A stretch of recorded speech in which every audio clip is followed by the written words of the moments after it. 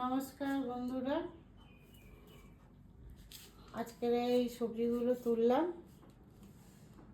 আজকের এই পেঁয়াজগুলো তুললাম। পেঁয়াজ বেশ অনেকগুলোই হয়েছে, ভালোই, মোটামুটি ভালোই হয়েছে। আর ওলকপি কিছু তুললাম, আর ওলকপি নেই, যে কটা ছিল তুলে এনেছি, সব খাওয়া হয়েছে টুকটুক করে। আর টমেটো কিছু গাছে আছে, কিছু তুলে খাওয়া হয়ে গেছে, কিছু এনেছি। লাল শাক, তারপরে বেগুনও কিছু এনেছি।